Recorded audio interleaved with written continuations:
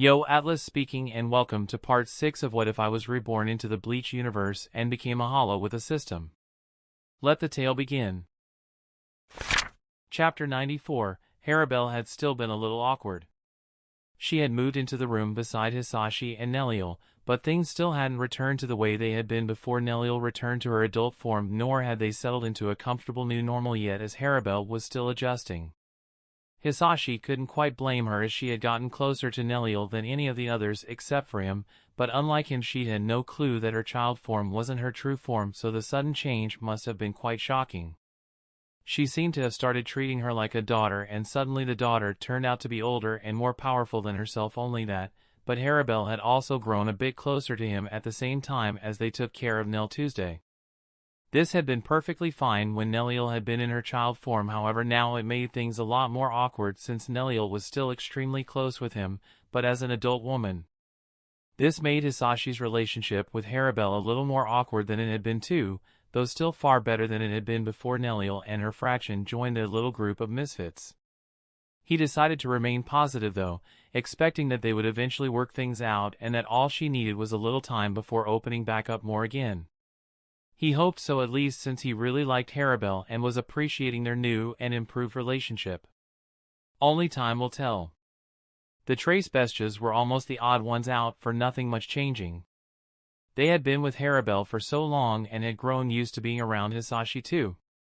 They actually ended up moving an extra bed to one bedroom and sharing it between the three of them. They said they had grown so used to it over the years that it felt strange to have separate rooms. Too quiet for them. Sung Sun, being the only not fully humanoid one among them, didn't have a bed and instead built a kind of nest on the floor that worked well with her snake tail. Beyond settling in, they had been dealing with some low-ranking missions for Las Noches that they were given to help them get used to how things worked and also to help the interests of Las Noches, or truthfully Aizen. The kinds of missions they had come across so far were as follows. Invitation missions. Just as they had been invited to join Las Noches, Aizen liked to invite promising hollows to join Las Noches. In rare cases like theirs, Aizen might show up. One level below that, an Espada might show up to negotiate the invite. Those were quite rare though, and most of these types of missions were left to the numeros, those below the Espada, which started at numero 11 based on the time they joined Las Noches. These missions simply required traveling to the party and trying to convince them to join Las Noches. Elimination missions. The name was pretty self-explanatory. There were some hollows and even natural Arrancar that didn't want to play nice with Aizen's plans and as such were in need of elimination. Those missions were handed out to members of Las Noches based on the estimated power of the targets. Research missions. This was a much broader group of missions. It ranged from things like acting as a guinea pig for Las Noches Research Division to things like investigating, gathering various resources, and potential guinea pigs in Hueco Mundo for that same division. Interacting with the members of the Research Division was the worst part of those jobs. None of them seemed to be quite normal even when compared to the unusual standards for Hueco Mundo.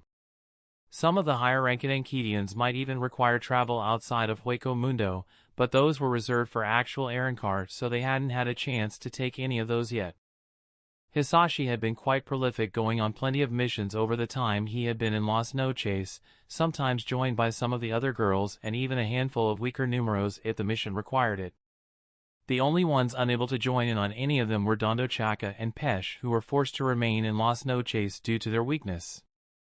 He had been most particular about taking elimination missions for obvious reasons. It allowed him to travel outside Las Noches and consume more hollows to spur his growth to greater heights. For the same reason, invitation missions were the second most common. He might not be able to hunt and consume the mission target, but he could still hunt on the way there and back. Things might have been slowing down, but he wasn't going to stop working at it. Every little bit could help him and those dearest to him survive the things to come.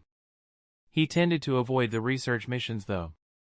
They were the least profitable for his goals, and he really didn't like interacting with the research division, least of all Sailaporo, partly because he creeped him out and also because he struggled to contain his killing intent for him. Since he and Neutra were the ones that injured Neliel, those two were probably the two he hated most in Las Noches. At least currently. Though some of the other Arrancar annoyed those two, if the opportunity presented itself he would definitely kill them. Hisashi was reviewing his progress. Plus 6 weeks to age. Plus 4, 100, 733 XP from Hollow. Plus 200, 970 Spirit Power from Hollow. Plus 184, 892 Spirit Power from Spiritual Energy Absorption. Plus 10 levels. Plus 10 stat points. Name, Saito Hisashi. Soul age, 59. Race, Hollow. Rank, Vasto Lord. Level, 272 to 282. XP, 143,457 out of 399,030. Stats. Strength, 325. Dexterity, 658. Constitution, 175. Intelligence, 260. Spirit Power, 4,335,149 to 4,721,011. Available stat points, 0 to 10. Passive skills. Spiritual Energy Absorption. Ultra Speed Regeneration. Acidic Touch. Silencioso. Active Skills. Soul Body Separation. Spirit Power Concealment. Illusory Aura. Blut. Energy Blade. Transcribe. Hachijio Sogai. Zero. Cumin. Negation. Skill Infusion. Sonido.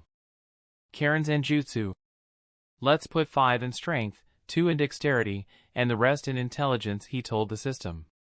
Strength, 325 to 330. Dexterity, 658 to 660. Intelligence, 260 to 263. Available stat points, 10 to 0. Chapter 95, Las Noches, Harribel, Apache, Sung Sun, Mila Rose, Dondo Chaka, and Pesh were walking through Las Noches' myriad hallways under Hisashi's lead. Over their time here they had slowly adjusted to Las Noches' confusing nature. Even if a lot of Las Noches looked exactly like most other parts of it, giving everything an uncanny feel and making it easy to get lost, eventually you would start remembering the entire complex and stop getting lost. At least for most. Some of the dumber Hollow and Arrancar might struggle for much longer. Finally they left the outer structure, arriving at Las Noches' large inner space under the giant dome that imitated a normal sky, as if they were on Earth or Soul Society instead of Hueco Mundo. It was a marvel, one that actually brought some relief to Hisashi. Unlike the other Hollow and Arrancar, he could still clearly remember his life as a human. It wasn't even that long ago for him. Spread out in the large space were the Espada palaces, and today one of them was their destination. Gantenbainne Mosqueta's place to be precise. He was the current Numero Diaz Espada, number 10. In the original timeline he would have at some point been replaced by Yami Largo. At least by the time Yami joined Ulquiorra to attack Karakura town. They arrived to find Neliel already there, facing Gantenbainne. They weren't alone though. Quite a few Arrancar were watching what was going on, some from nearby. Others keep their distance. However, this was the most high-ranking Arrancar they had seen at the same time since their first arrival and meeting with Aizen and the Espada. Surachi waved at them to come over with a large forced smile. "Finally you guys are here," she exclaimed. Having no other plans, they ended up joining her watching spot. Apache snorted. "Aren't you just early?" she said. Sung Sun smiled. "Come on, Apache. Don't be like that," she said. Mila Rose was probably the most excited among them. "We wouldn't be late. How could we miss such an exciting battle?" she said with a wide smile, staring between Neliel and Gantenbainne. Surachi just shook her head in exasperation at their antics. "Well, I saved you a spot," she said. Hisashi smiled at her. "Why thanks," he said politely. She looked at him in disgust. "I wasn't talking to you," she said with a sneer. Hisashi rolled his eyes. He was already getting used to her bitchy antics. She thought he was weak and didn't get the benefit of her wanting more female Arrancar as part of her fraction, so unlike the girls he got the full brunt of her bitchiness. Harribel simply ignored Surachi. Sun smirked seductively. "Come sit with us, Hisashi," she said teasingly, ignoring Surachi's behavior. He smiled, sitting down next to her. "Always a pleasure," he said, causing her smile to widen. It didn't take long before Harribel actually sat down next to him and leaned against his shoulder with hers without saying anything. He smirked slightly. "Comfortable?" he asked her playfully. She simply humped, not agreeing or disagreeing. She didn't move away though, her eyes fixed on Neliel. Dondo Chaka and Pesh sat together a little further behind them. They didn't have the courage to sit too close to Surachi lest they get caught up in one of her outbursts. Hisashi surveyed the surroundings. On a pillar not too far in the distance, he could see Neutra and another male Arrancar with short sandy blonde hair and a black eye patch covering his right eye with a turquoise marking on his cheek just below it. Neutra still seemed frustrated and was watching closely. Hisashi suspected he was mostly there to see what Nellie's power was like after her return so he could decide how to deal with her and them. There were small groups of Arrancar all over the place spectating, ready for what was to come. He couldn't see Aizen anywhere, but he was sure he was watching from somewhere somehow. Gantenbainne was standing atop his palace looking down on Neliel. "Are you sure you want to do this, Neliel?" he yelled. Despite their positions with him looking down at her and yelling at her upon closer inspection, it was clear who was holding the upper hand. From the look in Gantenbainne's eyes and the barely perceptible shake of his hand when contrasted with Nellie's completely relaxed demeanor, it was clear he was worried about the outcome of today. It had only been just over a month since they joined, but Neliel had already come to challenge him for his spot in the Espada. He had hoped, even expected, for her to challenge one of the higher-ranking Espada. She was originally the numero tres Espada, 3. Why would she go for his much lower rank? Unfortunately for him, Nellie's goals were not the same as they had been before her temporary exile. Now their only goal for the moment was for one of them to get an uncontested spot on the Espada so they could all be the fraction below that Espada and avoid as much conflict as they could while they figured out things in Las Noches and took the time to grow. Neliel simply nodded. She wasn't worried. Gantenbainne was not her match. He hadn't been before and she doubted much had changed since then. Gantenbainne shook his head and sighed. Unfortunately, an Espada couldn't reject a challenge for their position, so despite knowing the futility of what was going on, he had no choice. He jumped down from his palace and grasped his Zanpakuto. Surprisingly, unlike most, it wasn't a sword and was instead a pair of red two-pronged punch daggers attached to bracelets on his wrists. Neliel placed her hand on the handle of her Zanpakuto. Hers was in the shape of a katana with a green wrap on the hilt matching the green sheath and a tsuba, guard, shaped like two silver crescent moons joined back to back. She slowly unsheathed it, revealing the blade. All the spectators quieted down as they watched the two of them. Gantenbainne got into a combat-ready position while Neliel maintained a relaxed pose. They both stood still for a while as the pressure mounted, trying to find an opening to attack. Chapter 96. Gantenbainne's body twitched as he repositioned himself for an attack. Before he could even make his move though, Neliel had disappeared from her spot, having moved right in front of him with Sonito and slashing towards him. He only barely managed to catch her blade with his two-pronged punch daggers, requiring both arms just to barely block her attack. Sparks flew where their Zanpakuto met while he was pushed back. Once he managed to stop her attack though, he tried to lock in her sword with his left push dagger while pulling back his right hand, punching towards her abdomen. She managed to slip her blade out and jumped back, taking her distance, preventing him from landing the strike.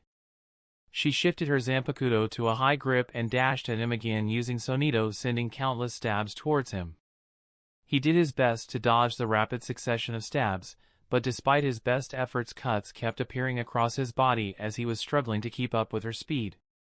She kept pushing her offense, pressuring him with relentless attacks that cornered him with seemingly no way to escape.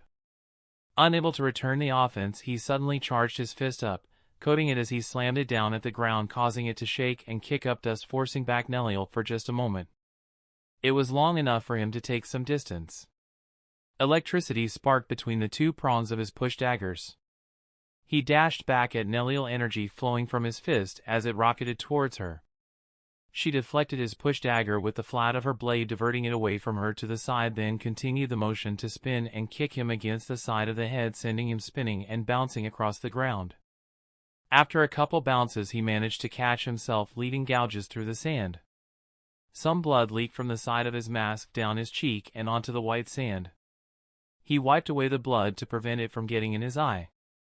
His breathing was labored, unlike Neliel, who still seemed in complete control. Surachi watched Neliel closely and gulped.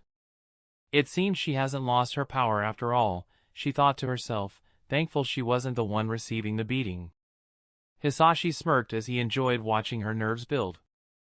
Harribel had wrapped her arm around his tightly while staring at the fight intently.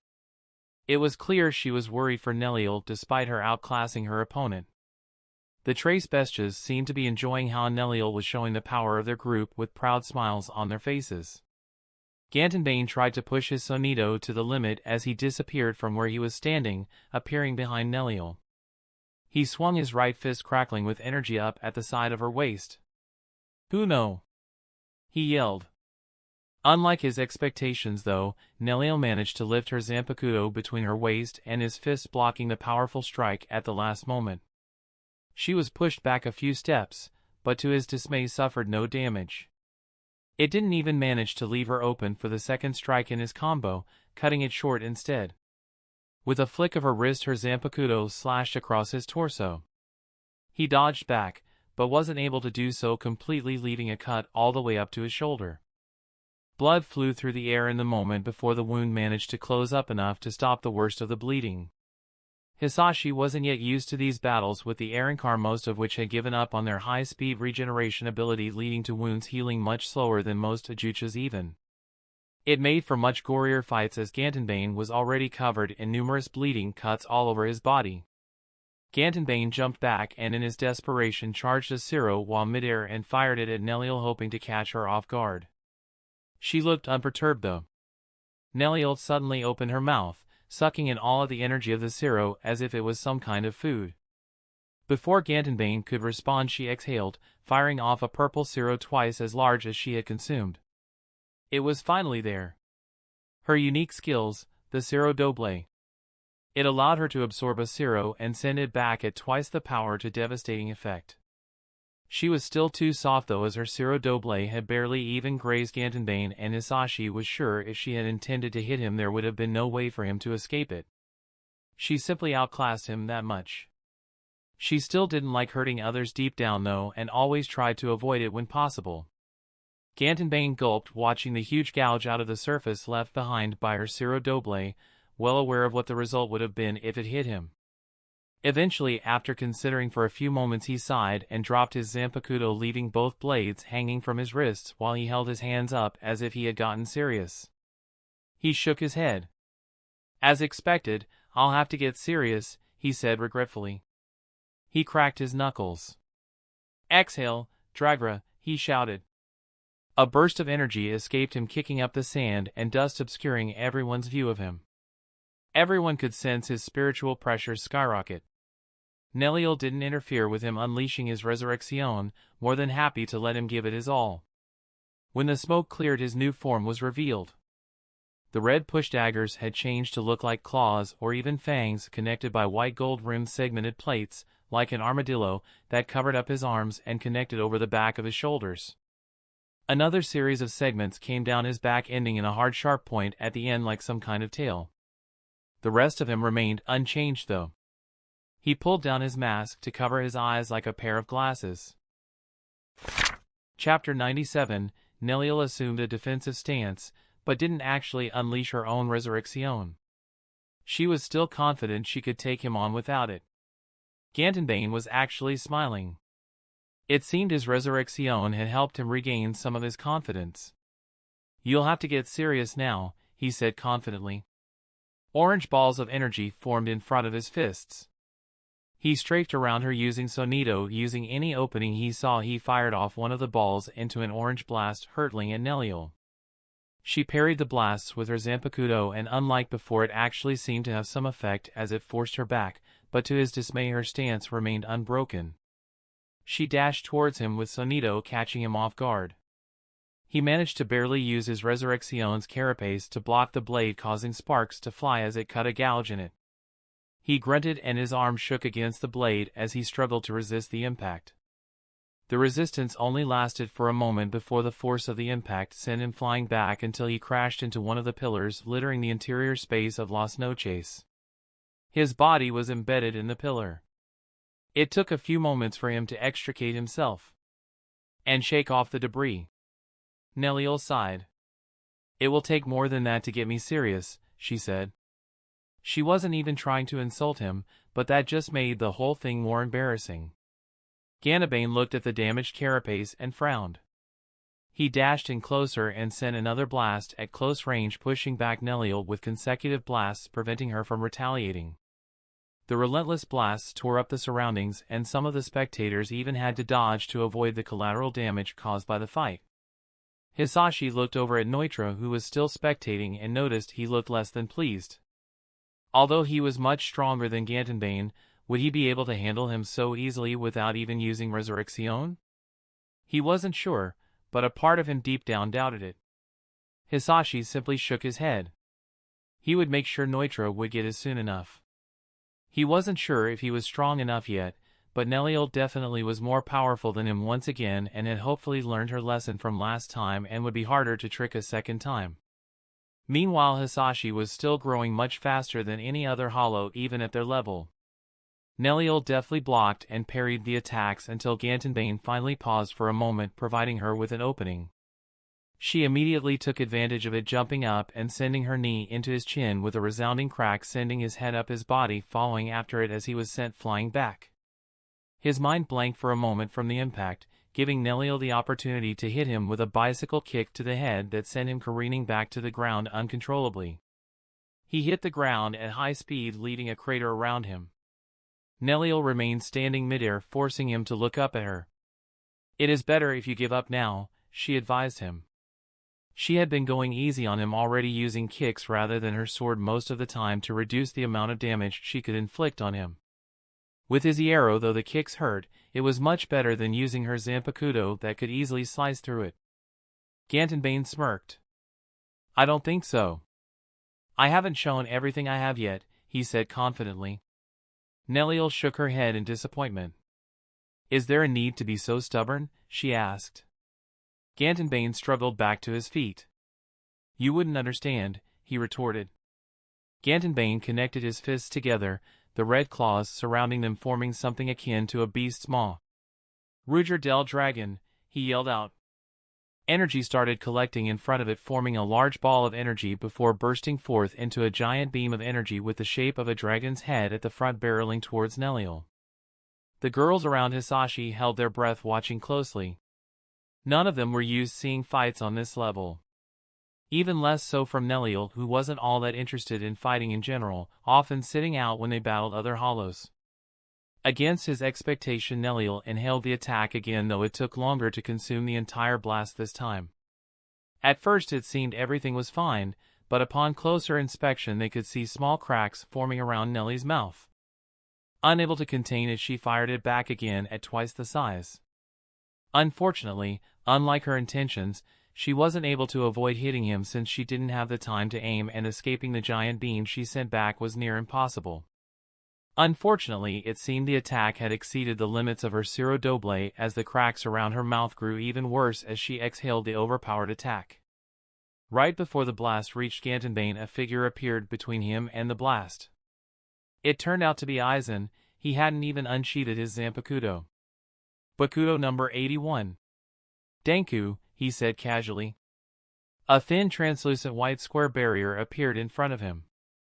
The beam crashed into the barrier right as it formed, but despite the barrier's weak appearance it held strong, blocking the beam and forcing it to split around it, splashing beams of energy all around. None of them managed to hit Aizen nor Gantenbainne though. Aizen looked completely unaffected, the only thing giving away the chaos going on around him being his coat ruffling in the winds caused by the violent clash before him. He smiled softly. I think we can all agree we have a winner for today's match, he said with finality. Gantenbainne lowered his head, looking at the ground in defeat. His resurrection form slowly dissipated, leaving him in his regular form.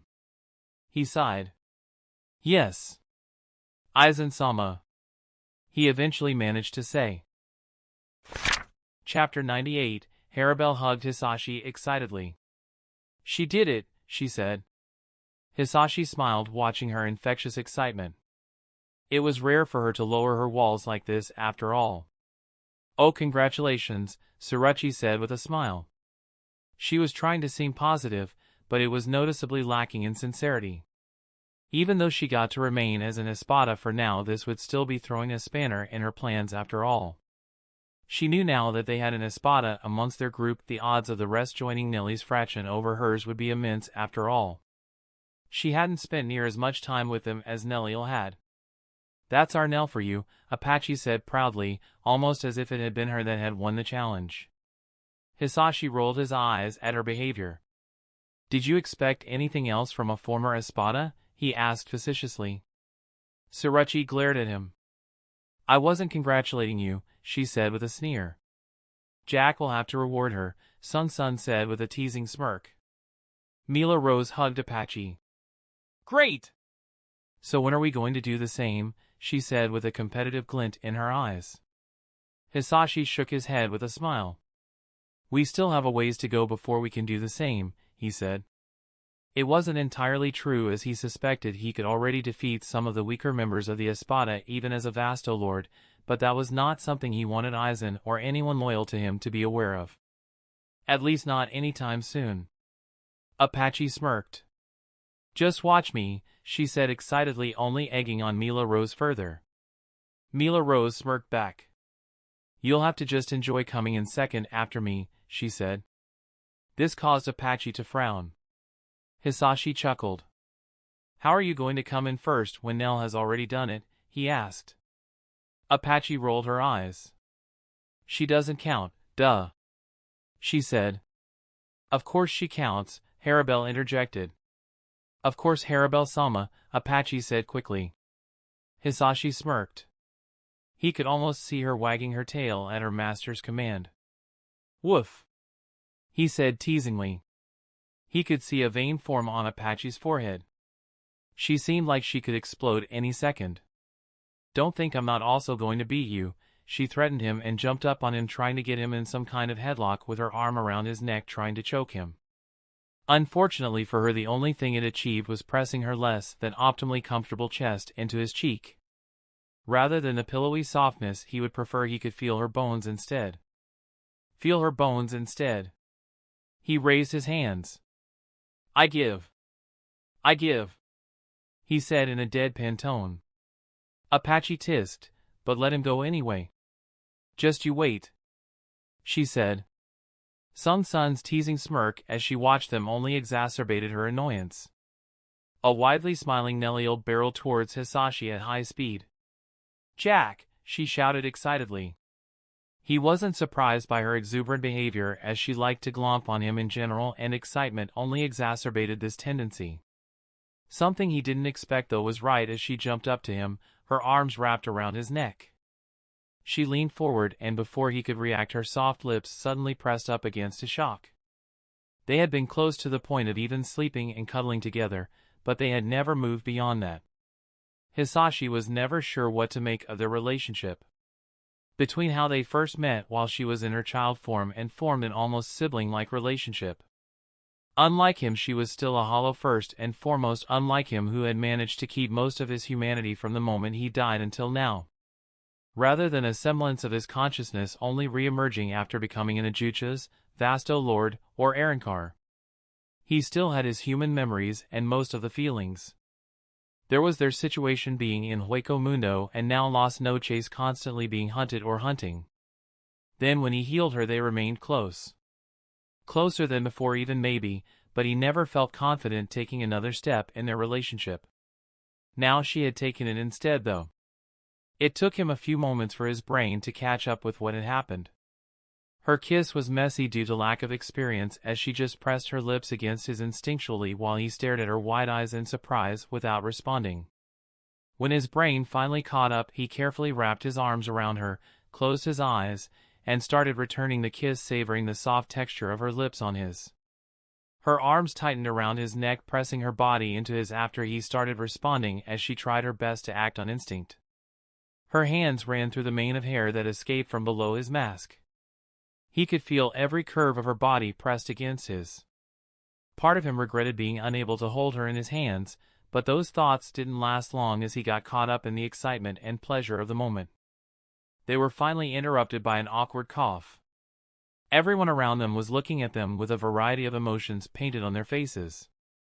The Trace Bestias and the other Neldon PE thieves all looked surprised. Though Harribel also looked surprised, she seemed to be a little annoyed too. Surachi though looked like the entire thing kind of disgusted her. They finally broke the kiss, their lips parting a few inches. Neliel had a shy smile as she gazed up into his eyes with a blush. "Thanks, I couldn't have done it without you," she whispered softly. Hisashi smiled. "Sure you could have, it just would have just taken a lot longer," he said, his smile slowly turning to a smirk. Neliel pouted a little, but Hisashi's gaze turned a little more serious. "So what does this mean?" he asked her. Chapter 99, Neliel rolled her eyes. "I think you know what this means," she said. Hisashi smiled. "What if I want to hear you say it though?" he asked. She blushed, hiding her face in his chest. It seemed the momentary confidence after beating Gantenbainne and regaining her position as an Espada had run out. He rubbed his cheek on the top of her head. Her hair smelled nice and fresh. "Well? Cat got your tongue?" he teased. Fine. I like you." "Is that what you wanted to hear?" she said. He smirked. "That's exactly what I wanted to hear," he said. When he agreed to the mission that led to finding Nell 2 with the intent of gaining a powerful potential ally, he never would have dared to expect things to go this way. He would have been happy just succeeding in making her an ally. Getting a beautiful girlfriend was something he never thought of being a possibility when he left for Hueco Mundo. He wasn't going to complain though. Even amongst the many beautiful women in the Bleach universe, Neliel stood out as one of the most beautiful. The only thing he could curse was that even as a Vasto Lord they couldn't do much beyond kiss, and she could cuddle him. His hollow bone armor covering most of his body was part of him and couldn't be removed, and his blades prevented him from doing more than wrap his arms around her carefully, even with her Yarrow as protection. It was just one more reason on top of the many he already had for becoming an Arrancar. They were broken out of their moment by Apache, who was making fake gagging sounds not too far from them. Hisashi glared at her for ruining the moment. This was the first success he had with a woman in decades. Even if it wasn't a human woman, it still counted. Apache just acted like she didn't see it though. Surachi sighed. "Congratulations on your victory," she said begrudgingly. Mila Rose came up smiling, not caring about the atmosphere, and just hugged the hugging couple tightly. "I'm so proud of you, Neliel," she said loudly. Neliel smiled softly. Harribel seemed a little annoyed. "Are you just going to forget about me?" she asked. Hisashi smiled, seeing her reaction. "How could we ever forget about you?" he asked. She shook her head.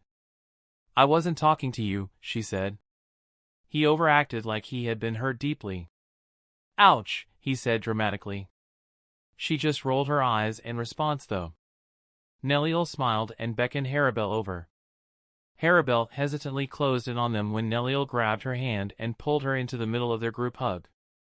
Harribel blushed, but beyond a sigh didn't fight it. Hisashi shook his head, but couldn't suppress a smile either. These girls had really come a long way over the years they had known each other. Sun chuckled.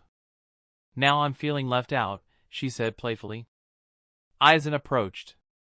There was a tall, thin man following a few steps behind him. He had sleek silver hair down to his ears. His eyes squinted to thin slits so much it seemed they were closed at all times.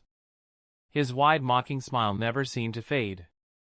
He wore the standard Shinigami shihakusho made up of a white shiitake shirt, a black kosode, jacket, a black hakama, pants, a white hakama himo, cloth belt, white tabi, socks, and waraji, straw sandals.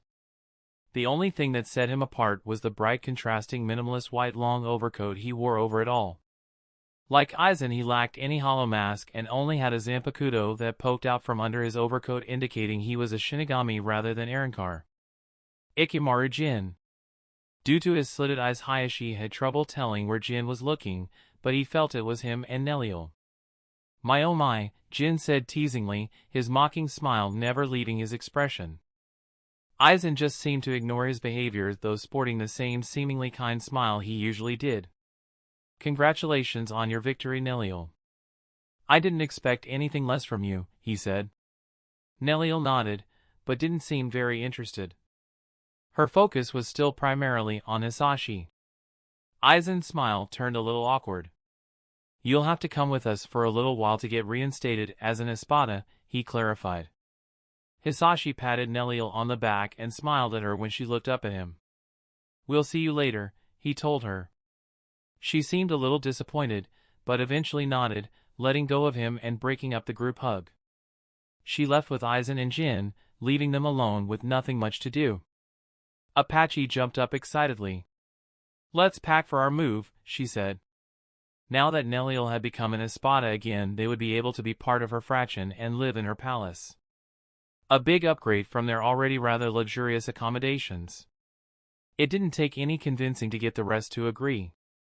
Even a grumbling Surachi followed them. Their actions indicated they were already planning on joining Neliel, and she wasn't too pleased since she had been working for weeks trying to get Harribel and the Trace Bestias to join her.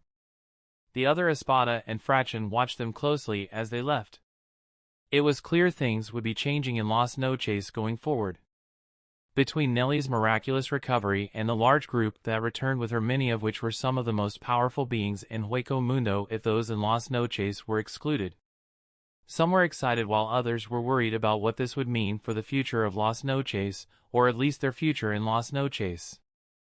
They were walking down the many winding hallways of Las Noches when suddenly they felt a lot of pressure bearing down on them out of nowhere. Standing there was Neutra with his oversized double crescent halberd. Despite his smile, he was anything but welcoming though. Chapter 100, Neutra's smile turned to look more like a smirk. "Look who we have here," he said playfully. Harribel, Hisashi and Surachi managed to withstand the pressure without too much difficulty, but the same couldn't be said about Sung Sun, Apache, Milarose, Dondo Chaka, and Pesh, who struggled under the weight the pressure brought. Harribel and Hisashi stepped forward, taking the brunt of spiritual pressure Neutra was giving off. It took Surachi a little longer before she realized what was going on. She seemed to hesitate for a moment, but eventually she stepped forward too. "What are you doing here, Neutra?" she asked him accusingly. He shrugged carelessly. Despite his casual behavior, the pressure didn't decrease. "Nothing in particular," he said. He walked towards them, the pressure increasing as he neared them step by step. Hisashi was starting to question if he should unleash his own pressure to counter Neutra's and protect the others. He knew he had plenty of spirit power to counter Neutra's spiritual pressure. Not only that, but his spiritual pressure seemed to be more efficient than anyone else he had come across so far. It was like every unit of spirit power allowed him to put out more pressure than a single unit of spirit power did for everyone else. Although he could, he really would rather not. If he did, it would be very suspicious. Being in Las Noches, he could never be sure when Aizen was watching, and even if he wasn't, he wouldn't put it past Neutra to report him to Aizen to get back at them and weaken Nellie's faction, so he stood a better chance against her down the line. Moments before he decided to act, they were surprised when another wave of spiritual pressure crashed into Neutra's, negating part of it and inflicted a pressure on Neutra too. They could hear very faint footsteps approaching them from behind. After a few moments, Grimmjow walked past the girls, ending up beside Hisashi. He glanced over at Hisashi before his gaze settled on Neutra. "Don't even think about going after my prey. He's mine," he spat out arrogantly. Neutra tisked. He was still pretty confident and acting unruly even with Surachi present. He looked down on all the others since they weren't even Arrancar yet, judging them as barely even above ants. He also knew he was more powerful than Tsuruchi herself. He had no clue that Hisashi was probably around the same strength as Tsuruchi already, while he was underestimating the kind of power Vasto Lord held due to their rarity. Each of the trace bestias was on the level of an Ajuchas class Arrancar. This meant the situation was far less favorable than he liked to think. However, now that Grimmjow, another Arrancar who despite not becoming an Espada yet definitely had the potential to become one, had appeared, he no longer felt confident enough in acting as he pleased. Neutra decided to give up for the day and walked off, the spiritual pressure slowly decreasing on them as he did so, causing the weaker ones among them to sigh in relief. When he finally disappeared into the distance, Grimmjow tisked, "You should be fine now, but just you wait. Once I make it to Espada you better be ready, because I'll be coming for you," he said, glancing over at Hisashi with a gleam of challenge in his eyes. All Hisashi could do was sigh. Not that he had expected any better, knowing Grimmjow's competitive streak. It was clear Grimmjow wasn't going to give up on challenging him until either he felt like he had regained his honor by defeating Hisashi or was beaten so hard by him that he would think he wouldn't stand a chance no matter what he tried. Apache crossed her arms, snorting arrogantly. "It's not like we needed your help," she spat back at him. Grimmjow didn't even deign to look at her. "Like I care what happens to you. Go run after him if you're so confident," he said dismissively. Seeing him ignoring her, she frowned. "Bastard," she murmured quietly. Sung Sun smiled awkwardly and patted Apache on the shoulder. "Just ignore him. Although annoying, he did help us this time," she said with a sigh. Tsuruchi put on a smile. "Nothing to worry about. Between me and Grimmjow there was nothing he could have done," she said suddenly, seeming much more confident now that Neutra had left.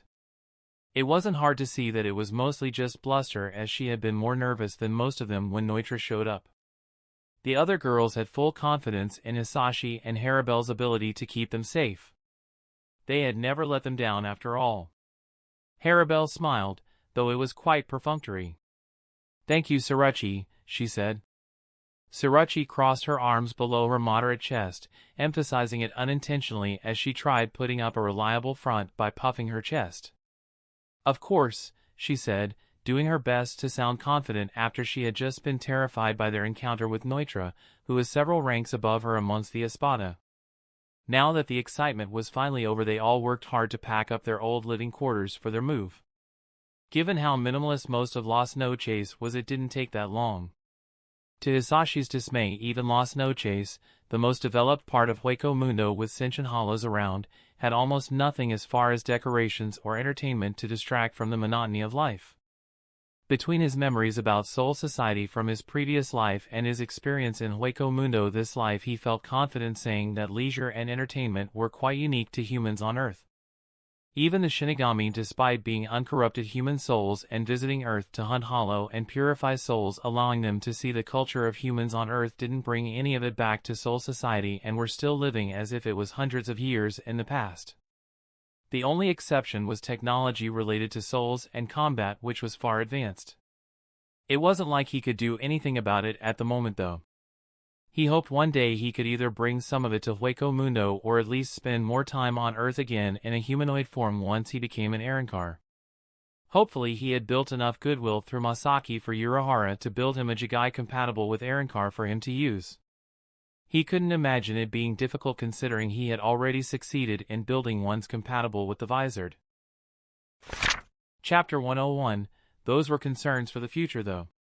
Right now he couldn't easily leave for Earth. Who knows how closely he was being watched since he joined Las Noches.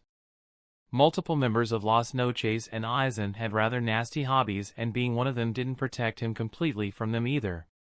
If he received some kind of mission to go to Earth, it would be another matter, but now that he had joined up, if he went to Earth without reason that would get him attention he did not need at this time.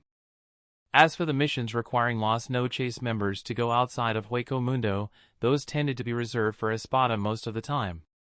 He doubted he would even get the chance as long as he was a Vasto Lord. He wondered how Raina was doing. Was she safe? Was work going all right?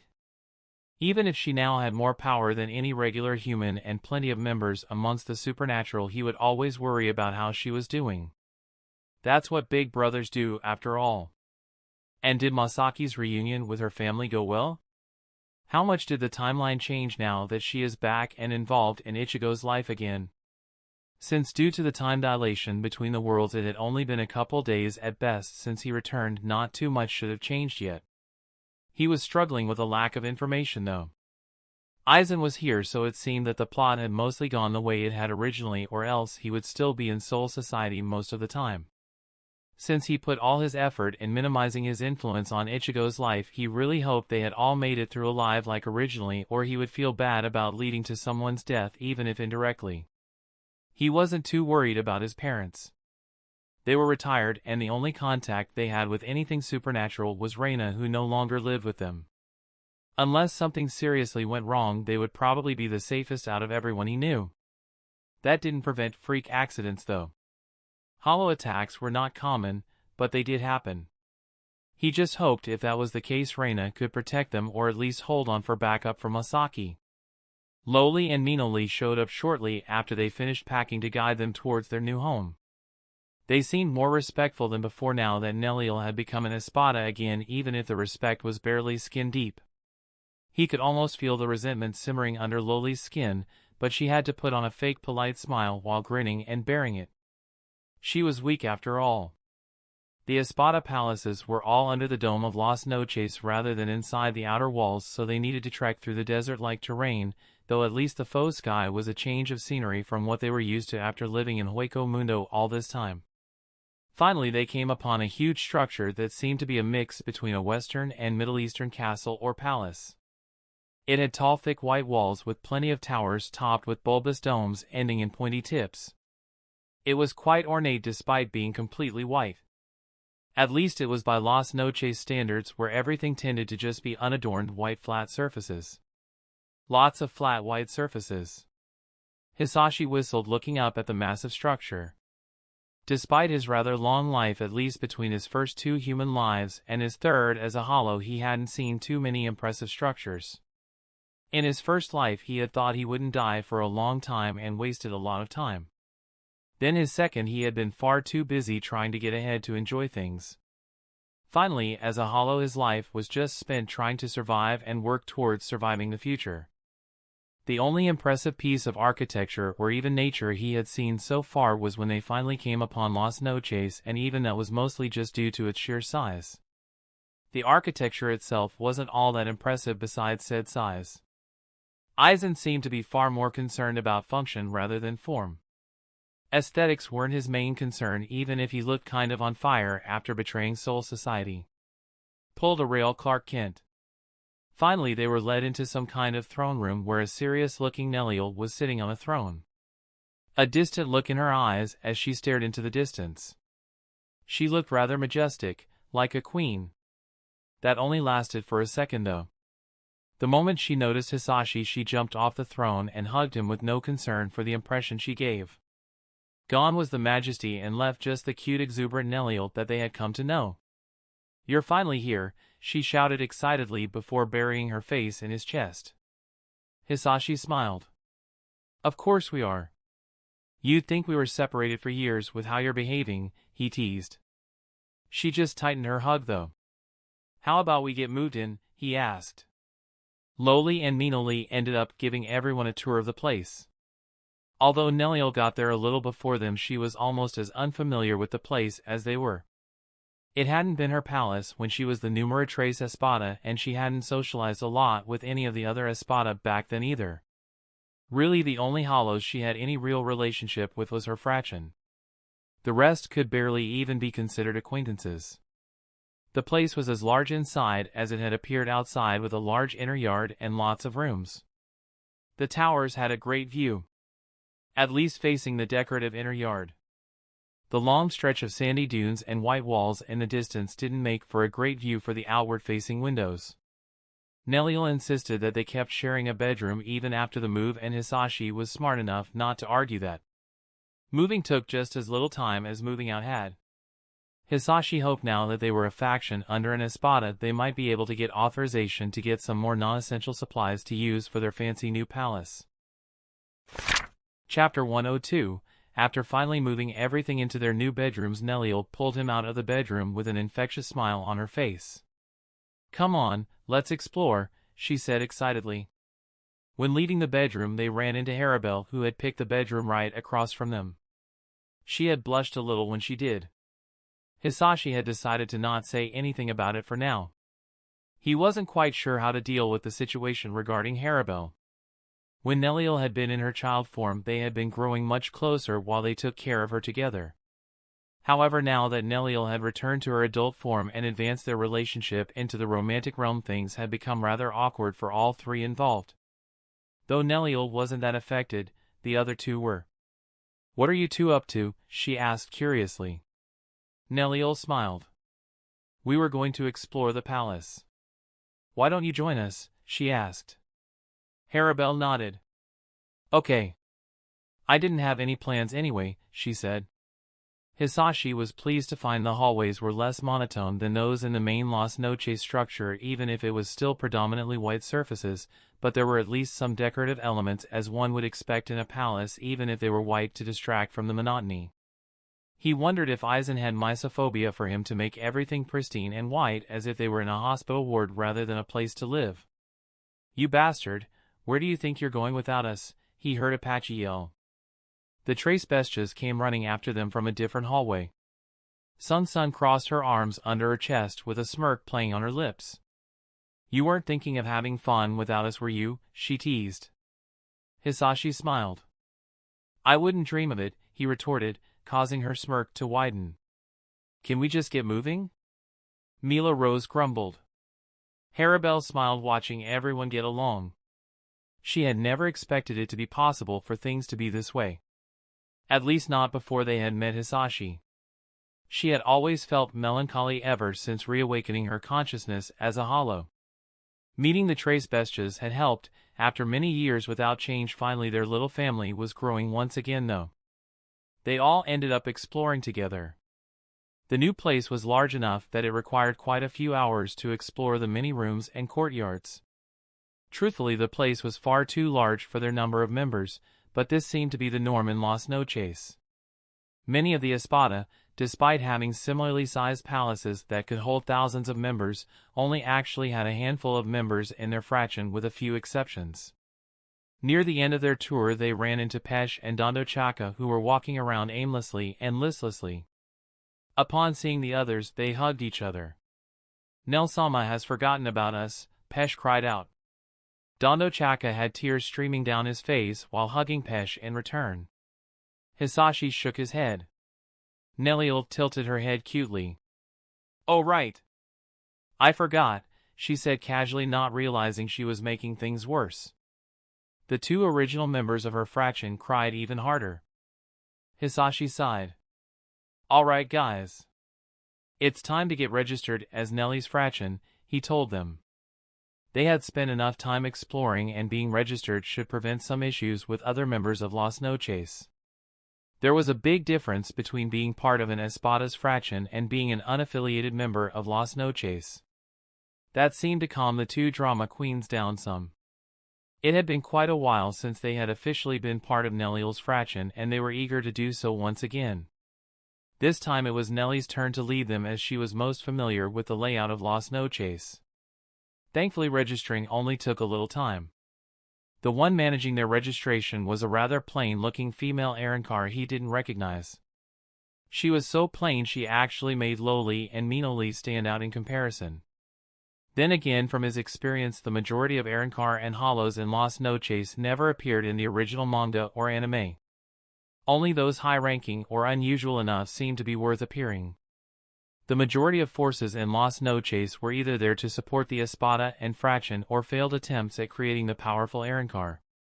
Now that you've been registered as part of an Espada's fraction, the range of missions you are eligible to take have been expanded. "Would you like to take a look?" she asked. He looked around at the others. Some seemed unsure, some uncaring, and a few seemed raring to go. "Sure," he finally said. She pulled up the missions available with their new authorization. Upon closer inspection, there wasn't a huge change in the type of missions available. Just that a higher level of danger was present for them. The expectation was that members of a fraction would be working together to solve such situations or possibly even work together with the Espada leading them. Out of all of them, he was probably the only one that had such interest in completing missions. Unlike him, the others barely experienced growth anymore. Least of all with the kinds of targets most missions pertain to. Unlike him and his ability to absorb spirit power more efficiently and double up on the rewards with the experience the system granted, it was still worth it hunting down and consuming lower-ranked hollow. For them though, the only thing they would see a reasonable return for would be consuming a hollow on their own level or above. Those were exceedingly rare outside of Las Noches. Meanwhile, those within Las Noches were off-limits, at least if they weren't attacked first. Though clashes were still expected within the walls of Las Noches, anyone causing too much trouble would still be reprimanded. Since he had nothing better to do, he headed out to complete some missions and hopefully gain some experience and spirit power. Chapter 103, Raina had been staying with Masaki to take a small break from her work. She was hoping a break and some time away would help her get rid of the strange experience of feeling watched she had been having lately. She figured it might be stress either from worrying about how Hisashi was doing in the hollow world he had told her about or her work. A new environment and people might help get her mind off of it. They were sitting around the short-legged table in Urahara's shop relaxing. Raina could be more relaxed as she wasn't quite used to a traditional building like Urahara's shop. Although not completely unfamiliar, she was used to sitting at a regular table with a chair rather than kneeling on a pillow at one. She wasn't going to complain though. At least she didn't have to worry about release schedules and crunch for a week or so. Unlike the previous few days, Ichigo and his friends weren't present today. Masaki had only received a call from her son.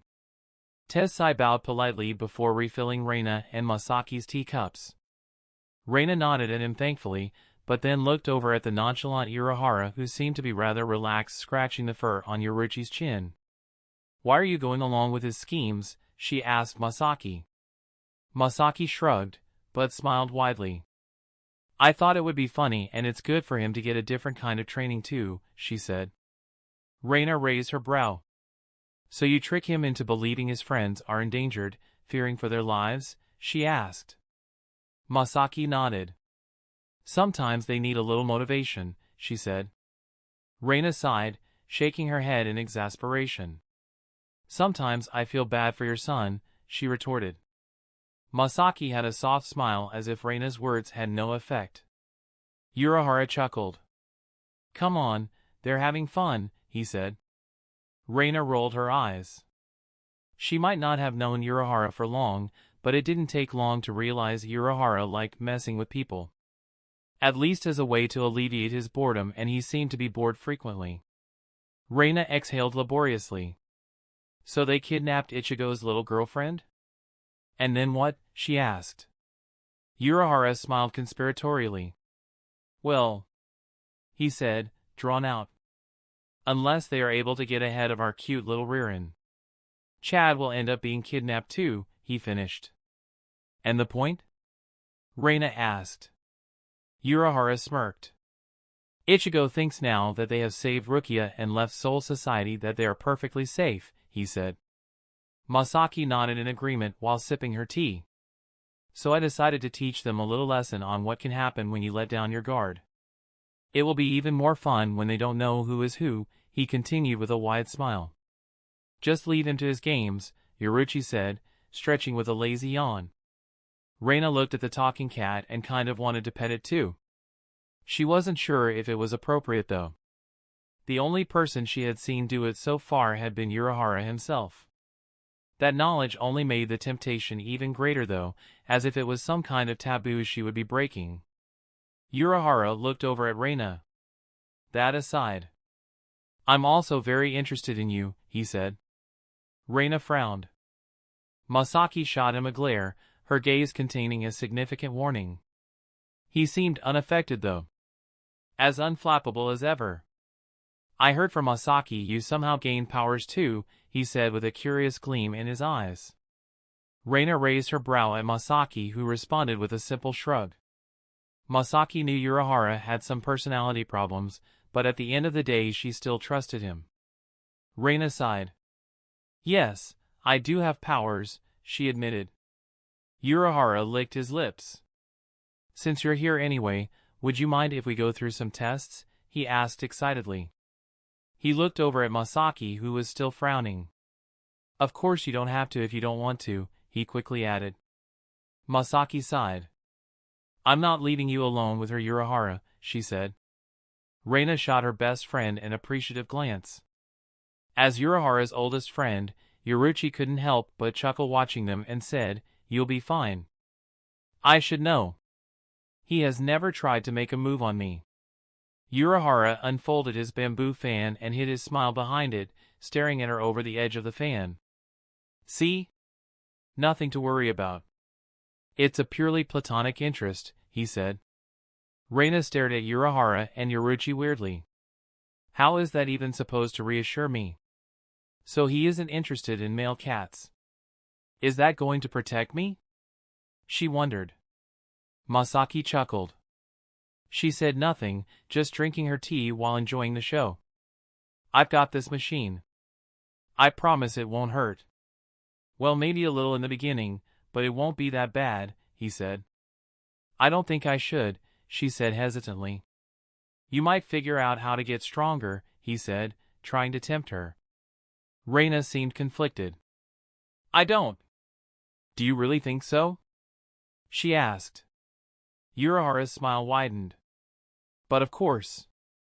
I'm a man of my word, he said. He spread his arms as if to show he wasn't hiding anything. Your power is entirely different from what I'm used to seeing. Just a few measurements and experiments and I might be able to figure out the source and how to train or strengthen it, he said. Raina bit her lip.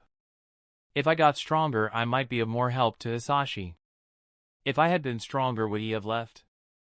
Urahara-san doesn't seem very trustworthy though. Despite tricking Ichigo, Masaki is still here. Should I take the risk? She thought.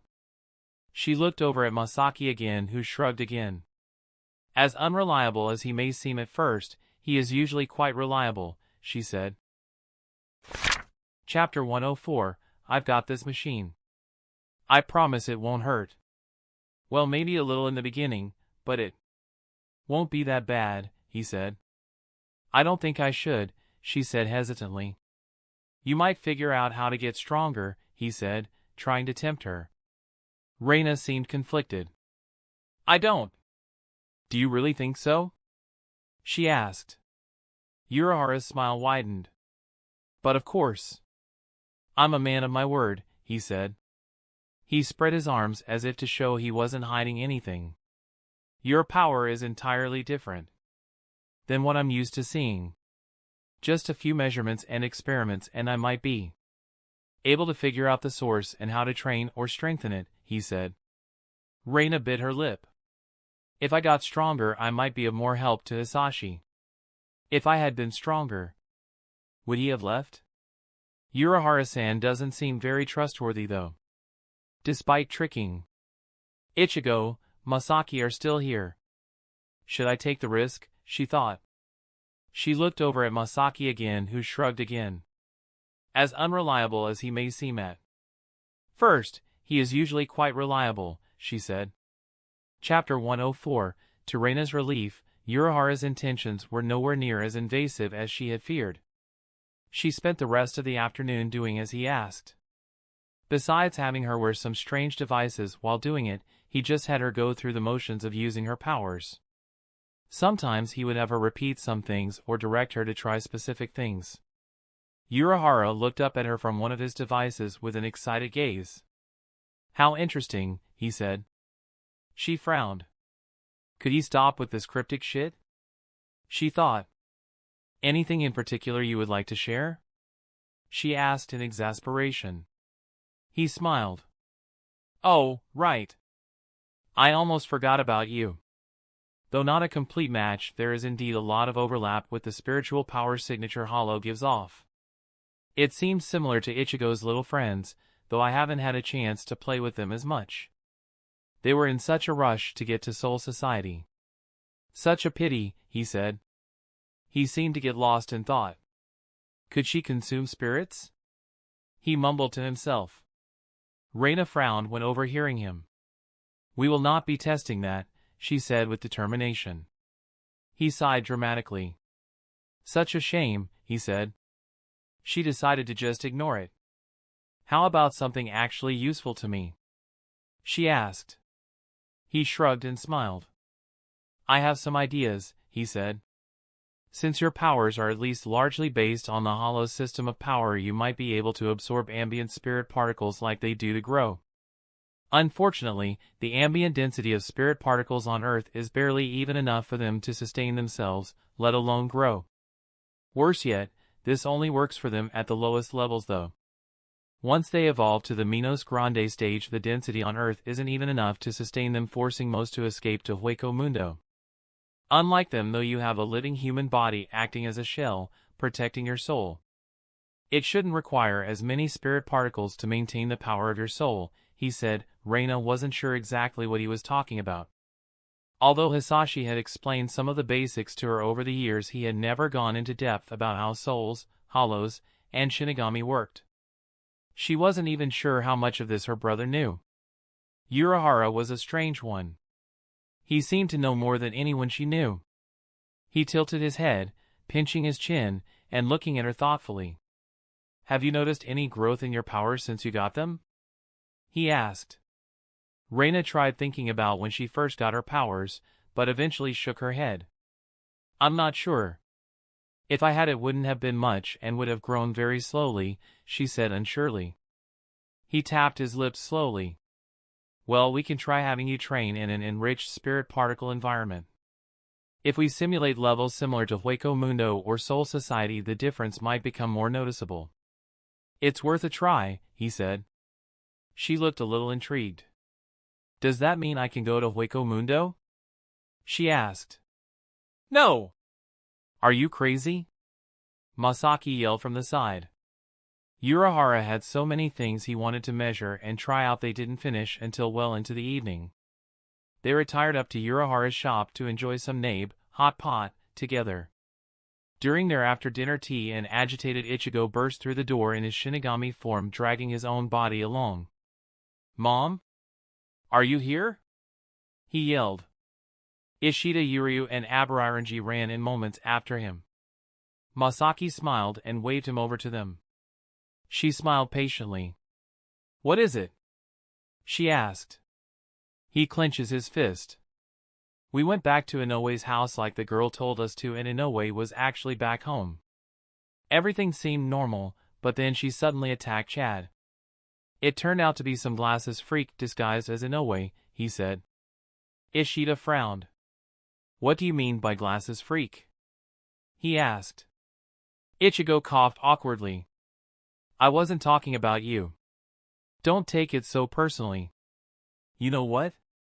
That's not important right now," he said. Ichigo's gaze turned serious again. "Then a ninja joined him and they kidnapped Chad too. They disappeared before we could even do anything. We couldn't even protect Chad. How can we save Inoue? They're picking us off one by one," he said. Urahara just smiled mysteriously, but said nothing. Raina almost couldn't resist rolling her eyes at Urahara. Masaki looked conflicted, but Urahara subtly shook his head. "I'm sure you can save them." "So what brought you here, sweetie?" she eventually asked. He looked at Urahara. "Urahara-san, could I leave my body here for a while?" "This is the only safe place remaining to leave it," he said. "Well, I understand the situation. We'll look after your body," Urahara said. Ichigo pressed a bronze badge with a skull decoration on it against his body, causing a round green pill to pop out of its mouth. He stuffed the pill into the mouth of a stuffed lion. The stuffed lion suddenly sprang to life. "What the hell was that for?" it yelled aggressively. "You're coming with me," Ichigo said. "Oh? So you're finally acknowledging my abilities, huh? You should have told me earlier if that's the case." It responded with a smug look. They sat down at the table with them. "Damn! What's with those guys? It was incredibly hard to fight them," Renji said. "It means that there's more to fighting than just charging at your enemies," Ishida retorted. Could it be that Aizen is involved? Renji asked. Who knows? Ichigo said. Did you find anything about Urahara-san? Ishida asked. I analyzed the telephone conversation, but there wasn't a Raimon, which is the spirit equivalent of a voice print, Urahara answered. What does that mean? Ichigo asked. Who knows? Urahara said mysteriously. Raina and Masaki glanced at each other. Masaki still seemed to be struggling to hold back from simply spilling the beans. At any rate, it means they're probably not humans or Shinigami, Urahara continued. The spiritual pressure of those three are definitely a little strange, Ishida agreed. You can tell? Ichigo asked. Ishida pushed his glasses up the bridge of his nose. Your ability to sense spiritual pressure is as poor as usual, he said. Ichigo frowned. Shut up, he retorted. Masaki frowned and smacked him over the back of the head. Watch your language. Also, you do need to practice more, she said. Ichigo and Ishida felt a cold tingle travel up their spine that quickly shut them up. Tessai poured them all a cup of tea. If the enemy's power are derived from Kido, it will be difficult to get them using the Zanpakuto's direct attacks, he chimed in.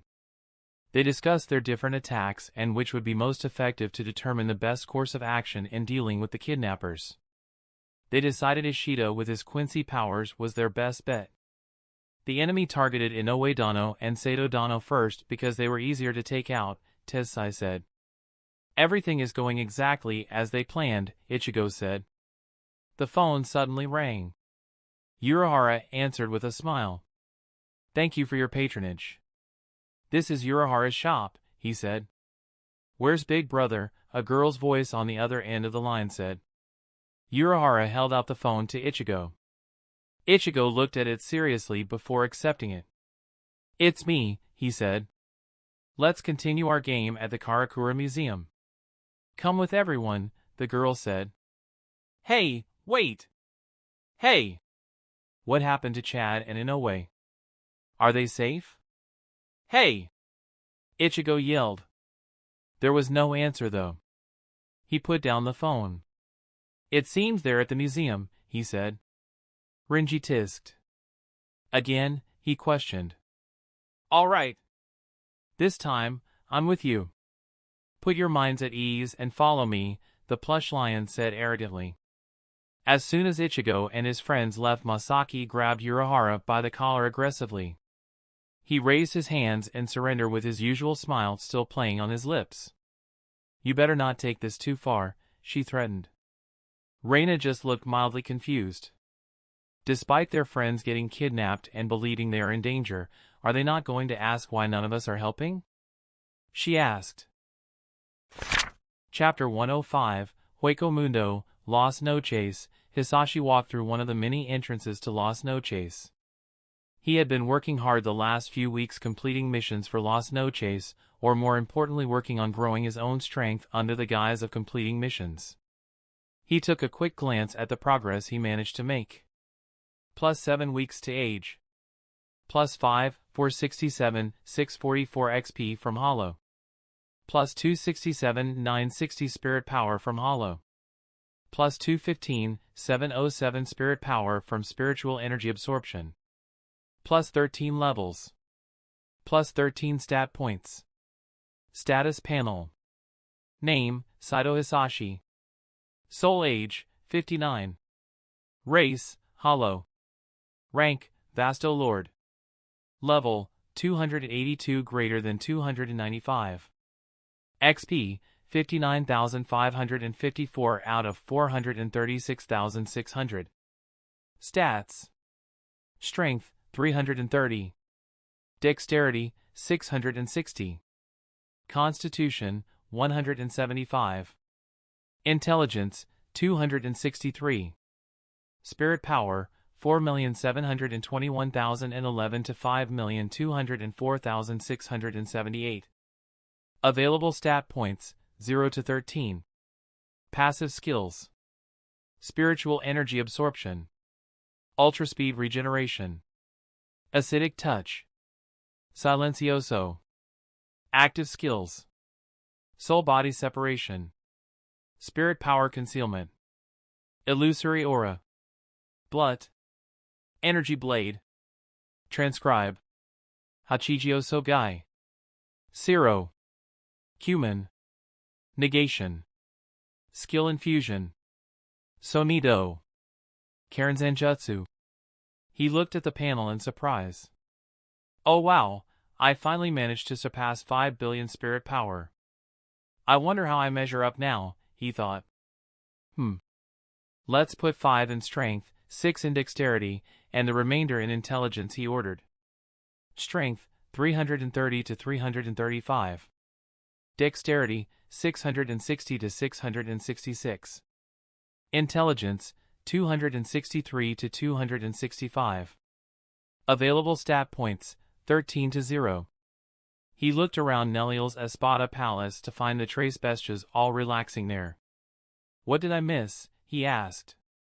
Sun smiled and waved him over to the couch. Oh hey, welcome back. Harribel-sama is getting the chance to become an Arrancar, she said. He raised his brow. This is both good and bad. They succeeded in their original transformation into Arrancar. They're even more powerful now before transforming, so I doubt they would fail. That doesn't mean nobody would interfere though, he thought. He sat down on the couch with Sun. Oh. And when is this supposed to happen?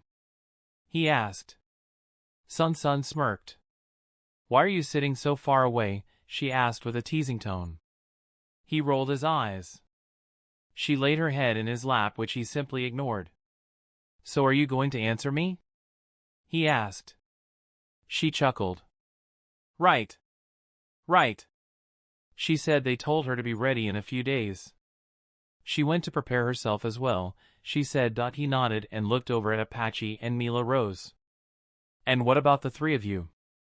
He asked. Mila Rose shrugged. I didn't think I'd be saying this, but it's a little boring here, she said. Apache shrugged. And the bird is still annoying, she said. Sun shrugs. She isn't that bad, she said. Apache shook her head. She is constantly making snide comments about Neliel, Harribel, and Hisashi. As if she could convince me to join her. It's really starting to get on my nerves, she said with a snort. Hisashi smirked. Ah, are you standing up for my honor? I love you too, he said. Her face quickly turned red. Who fucking loves you? Only an idiot would? She retorted aggressively. Sun laughed. Are you calling yourself an idiot? Maybe an idiot for love? She asked. Apache huffed in frustration, but decided to look away and just ignore her teasing. When he got up disturbing Sun, she put on an exaggerated pout. Abandoning me already? She asked. He rolled his eyes. How could I ever abandon my sunny little Sun, he said. She smirked. You better know it, she said. Apache glared at them. Could you two just shut up? She shouted. He dropped by Harribel's room to find her on her bed. Eyes closed and with her legs crossed, meditating. He leaned against the doorframe watching her for a few moments. What are you up to? He eventually asked. She opened her eyes and smiled ever so slightly. Trying to get my mind calm. From what I've heard from those that already went through it, handling our instincts is a part of the transformation. Being agitated before going through it can't be good, she said. He nodded thoughtfully. He sat down beside her on the bed, covering both of them in his illusory aura, using it to make it look like they were just sitting together. Let me know when you leave to try it. I'll follow you while invisible and watch over you during, he whispered. She nodded and he dismissed the illusory aura. As he got up, Harribel stretched her hand out to grab and stop him, but held back at the last moment. She sighed deeply after he left the room. Neliel was lazing about in their room, lying lazily on their bed. He gulped. She didn't seem to realize how seductive she could be, barely wearing any clothes and the sheets only loosely covering her form. She jumped up as soon as she noticed him. You're back, she shouted excitedly. He smiled. She jumped up and tackled him into a tight hug. "I missed you," she said. He chuckled. "It was only a few weeks," he said. Although it still felt like a long time for him, it should be nothing but the blink of an eye to his hollow friends. The others barely even seemed to have noticed that he was gone for all that long. She firmly shook her head. "No. It's far too long," she said. He smirked. "Oh, did you miss me that much?" he asked. She looked at him with a sincere look. When her eyes caught sight of the smirk on his lips, she blushed. She got on the tips of her toes, pulling him closer with her arms around his neck at the same time. Her face slowly nearing his until finally their lips met in a short peck. She quickly pulled back, her blush having spread all the way to her neck and ears. "Are you convinced now?" she asked nervously. He smiled quickly, lowering his lips to meet hers once again for a longer kiss. "I missed you too," he whispered when they broke apart. Chapter 106. Harribel looked at him nervously. She surprised him when she stepped forward and hugged him tightly. She breathed in deeply. He smiled softly. "No need to worry. You'll be fine." "I'm sure of it," he said. To give himself an alibi, he took a mission and left a few hours before she would go through the process. After getting far enough from Las Noches for his comfort, he used his illusory aura to turn invisible and return to Harribel's room in time to join her. Minoli was the one that came to pick Harribel up and guided her through Las Noches' many hallways. She didn't even have a clue Hisashi was following them. Between his illusory aura, perfectly hiding him visually, his silencioso, muffling all sound he generated, and spirit power concealment, completely hiding his spiritual pressure signature, it was virtually impossible to notice him unless you came into physical contact with him.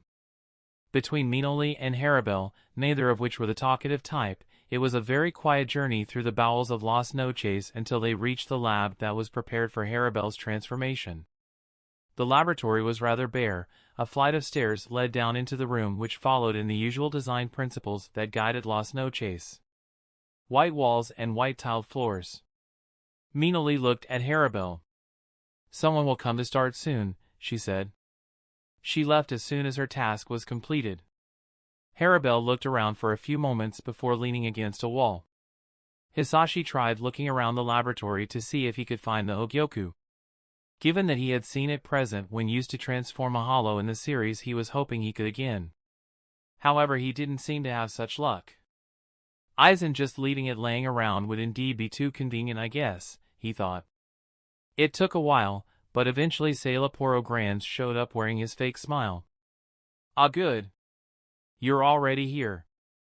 "Aizen-sama asked me to get things ready," he said. Harribel looked over neutrally and simply nodded. "Please come over to the center of the room and assume a comfortable position," he instructed. Harribel sat down as instructed and assumed a meditative pose with crossed legs. Hisashi walked over to stand not far from her. "As part of the process, you'll be tied with sealing bandages. Once they're applied, you won't be able to move until the process is over. Is there anything you need to do before we apply them?" he asked. She shook her head. "Good. Then let's get started," he said. He activated some kind of mechanism and clear white bandages shot out from gaps in the floor, wrapping around Harribel, tightly sealing her body. After multiple layers, they had interwoven into a sort of pseudo-cocoon vaguely shaped like her. Sailaporo stood by waiting patiently. When the sealing process completed, he let out an evil chuckle. "You must be feeling so proud of yourself. I can only imagine. After all, you came waltzing in all high and mighty. Invited by Aizen-sama himself even," he said. He sighed deeply. Letting Neliel go after crippling her was a mistake. We didn't foresee she would ever be able to recover. But here she is, and all of you came along with her. It's only a matter of time before she outranks us again. Just a matter of time before we pay for our previous actions," he continued. He started slowly walking around her as he continued to talk. He seemed to enjoy hearing himself talk. Or maybe it was the knowledge he was inflicting mental anguish on someone. Most likely a little bit of both. It seems despite what happened Neliel is still a fool though. Thinking we can't do anything about her. Her arrogance led to her fall once and it will again. All we need to do is weaken the new support she found. You aren't even Arrancar yet. Taking care of you is easy. If it weren't for our desire to keep this from Aizen we would have already taken care of you, he said. Hisashi slowly approached him. Sailaporo looked her up and down and laughed. Yet here you are. Willingly putting yourself in my hands, he said. He smirked. I know you can still hear me. Too bad you can't do anything anymore, he said. He took out a syringe filled with an unknown deep red liquid. You see. Now that you can't even defend yourself, just a little poison effective on hollow administered before you undergo the transformation, and everyone thinks you simply failed at becoming an Arrancar. That you are too garbage to become one even with the assistance of the Hogyoku, and soon after no one will remember you. We'll make sure of that by sending your friends after you soon enough, he said. He lifted the syringe up to eye level, tapped the glass to let the bubbles rise, and pressed the stopper until a little bit of the liquid came out of the needle. He smiled venomously. If there is one thing you can be thankful for is that it won't hurt. Just kidding, it will hurt a lot and you won't even be able to scream. If you're unlucky you might hold on until Aizen comes to start the process in over an hour. Just imagine suffering untold pain without even the relief of venting it by screaming for that long. How delightful, he said. He casually walked up to her ready to inject the poison and finish his task. Suddenly he felt a piercing pain in his chest. He looked down. He saw a stab wound on his chest leaking blood, but not the cause. He coughed. He barely managed to mutter. Some blood leaked from his mouth. He struggled to turn his neck to look behind him, but surprisingly there was nothing there either. Before he realized it he felt pain again, this time from his neck as his vision spun erratically. It wasn't until the last moment he realized he was dead and he didn't even know who was responsible. Chapter 107, he lifted the syringe up to eye level, tapped the glass to let the bubbles rise, and pressed the stopper until a little bit of the liquid came out of the needle. He smiled venomously. If there is one thing you can be thankful for is that it won't hurt. Just kidding, it will hurt a lot and you won't even be able to scream. If you're unlucky you might hold on until Aizen comes to start the process in over an hour. Just imagine suffering untold pain without even the relief of venting it by screaming for that long. How delightful, he said. He casually walked up to her ready to inject the poison and finish his task. Suddenly he felt a piercing pain in his chest. He looked down. He saw a stab wound on his chest leaking blood, but not the cause. He coughed. He barely managed to mutter. Some blood leaked from his mouth. He struggled to turn his neck to look behind him, but surprisingly there was nothing there either. Before he realized it he felt pain again, this time from his neck as his vision spun erratically. It wasn't until the last moment he realized he was dead and he didn't even know who was responsible. Chapter 107. Plus 2, 343, 276 XP. Plus 114, 840 Spirit Power. Level up. Plus 1 free stat point. Level up. Plus 1 free stat point. Level up. Plus 1 free stat point. Level up. Plus 1 free stat point. Level up. Plus 1 free stat point. XP, 213,247 out of 457,530. Spirit Power, 5,464,912. Hisashi was focusing on quickly absorbing all of Sailaporo's body to remove any evidence of what happened. Good thing I didn't trust these bastards. I knew my presence might change some things. We need to continue keeping our guard up. Few in Las Noches can be trusted. Sailaporo said, we meaning he isn't the only one involved with this plan. I'm sure Neutra is involved too. They worked together to eliminate Neliel before after all. It's safe to say their subordinates are involved, but the real question is whether any other factions are involved, he thought. Honestly, the only one he was certain wasn't involved were Grimmjow and his underlings, if only because of his massive pride wouldn't allow him to pursue such underhanded means. Such means were below him. As for anyone else that might be watching, due to the effect of illusory aura, it appeared like nothing had happened at all. He not only used it to hide himself, but once he reached close enough to Sailaporo for him to be within range of his ability, he controlled it to appear as if Sailaporo was just preparing to inject Harribel with the poison. Once he had completely absorbed Sailaporo, he even went one step further and took his place by replacing his image with Sailaporo and released a matching level of spiritual pressure. He knew Aizen probably wasn't always watching, but he or his underlings potentially could be watching at any time in Las Noches. He continued to act as if he were Sailaporo and acted like he was injecting Harribel with a syringe he wasn't actually holding. He left shortly after. Though Aizen and others probably wouldn't show up for a little longer, he didn't want to take any risks. Similar to what he had done once already, he once again left Las Noches and returned after turning invisible once he was convinced he was outside of Las Noches' sphere of influence. Man, this is annoying.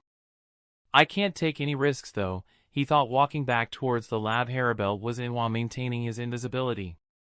He actually had to patiently wait outside the door to the lab as the door was shut and its opening for no one would be rather suspicious. All he could hope was that no one had shown up while he was gone and entered before him.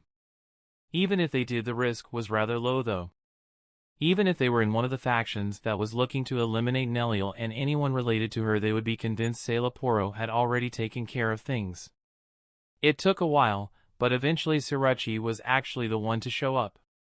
He followed close behind her while the door remained open.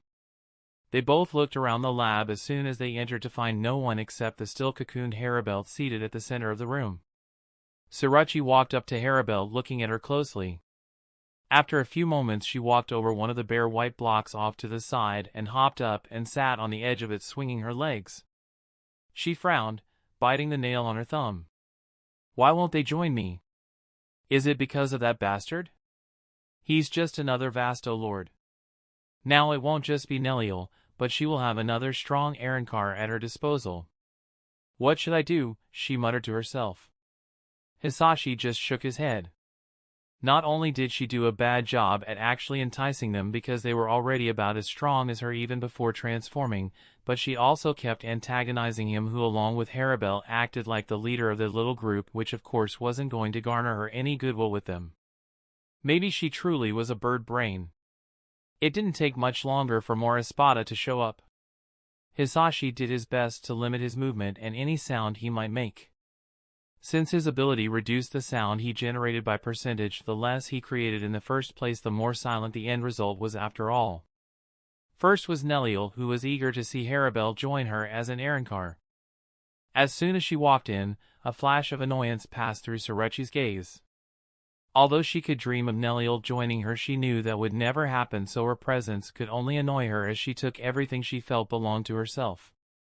Whether it was that she was more powerful, the allies she managed to find, or simply the appearance she was secretly somewhat jealous of. It seemed she had everything Sirachi felt she herself deserved to have. Then Ulquiorra and Arranero showed up shortly after one another, but neither said anything from the moment they entered, simply finding a spot and watching on silently. Neutra came in and looked around and seemed to frown, probably due to Sailaporo not being present. He didn't say anything either though. He likely expected things were done and would be going his way soon enough. Coyote just nodded at them to acknowledge them upon entering. Finally Grimmjow strode in like he owned the place. He had also become an Espada. It seemed Neliel showing up after him and becoming an Espada before him, even if she had been one before already, had motivated him. He had actually managed to challenge and defeat Dordoni. His win was much harder to achieve, which just seemed to frustrate him further. He looked at Neliel with arrogance and challenge in his eyes. He actually wasn't that interested in her, but more Hisashi, who was part of her fraction. He had never been defeated by Neliel after all, even if it was just because they had never actually had a real fight.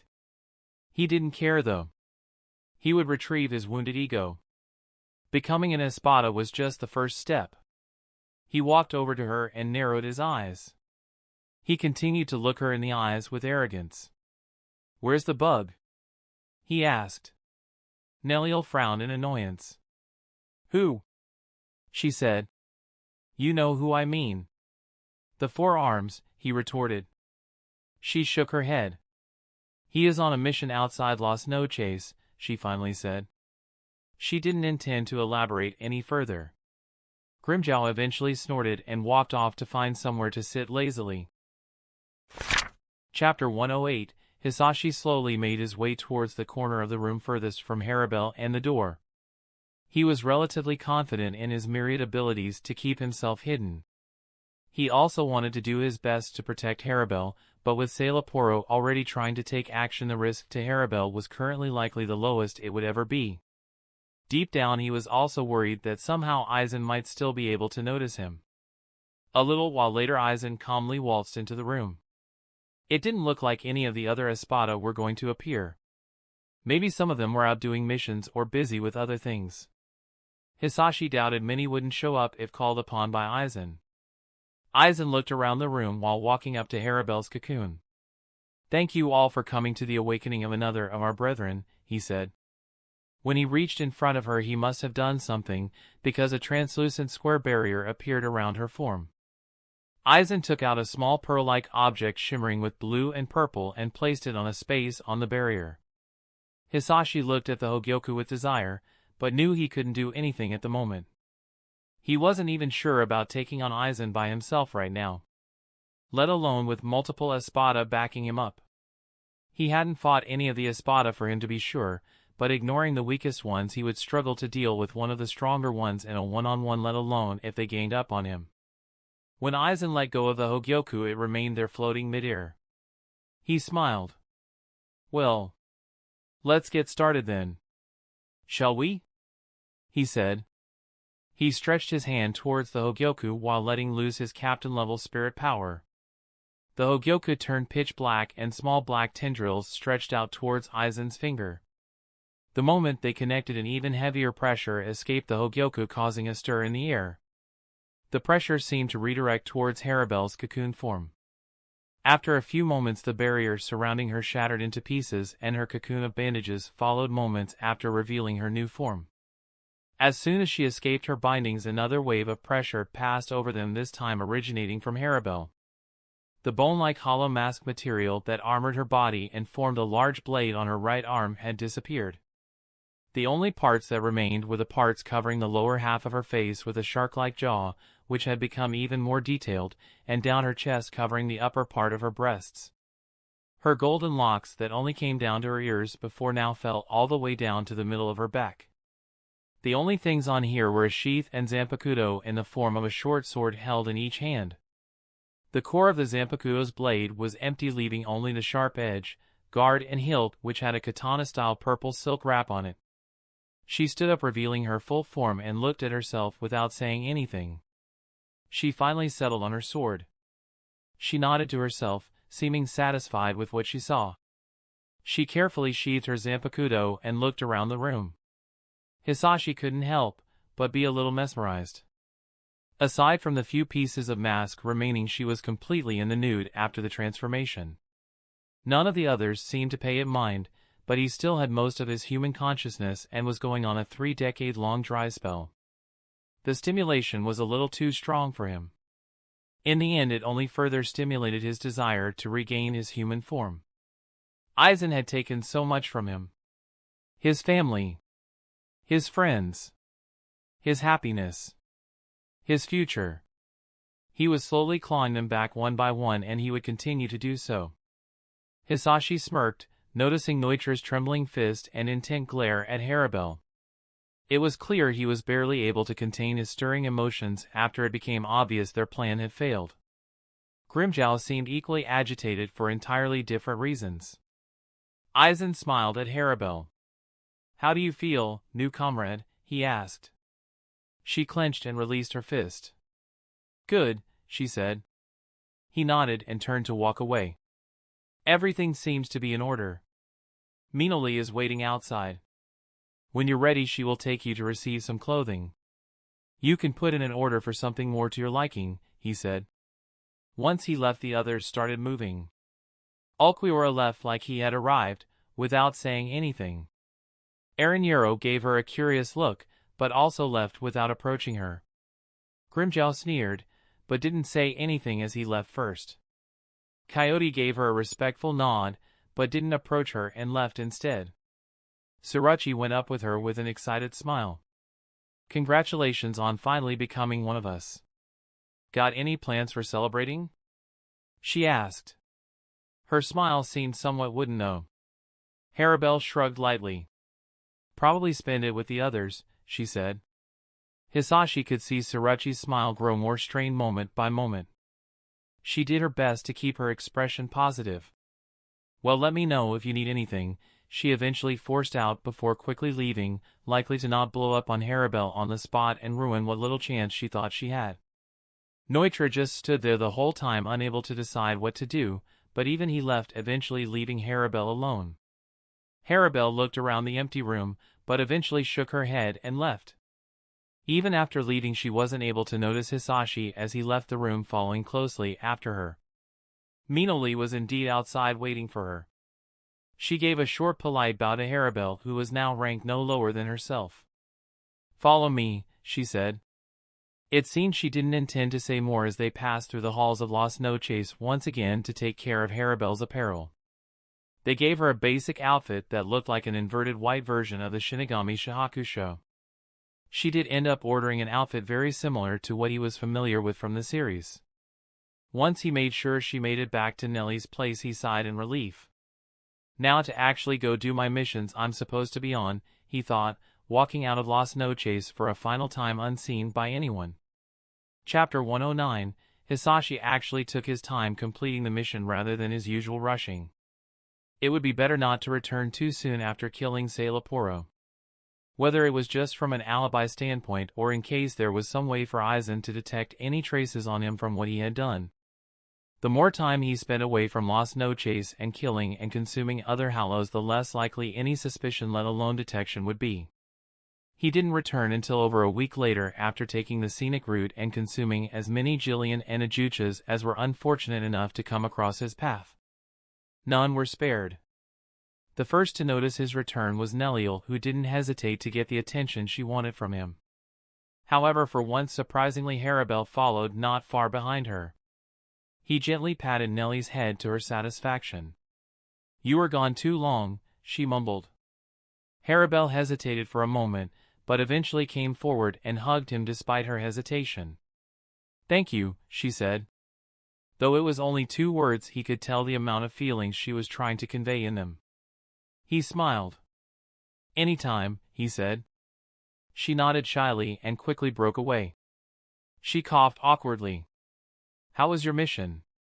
she asked to change the subject. "It wasn't too bad. You know how it goes.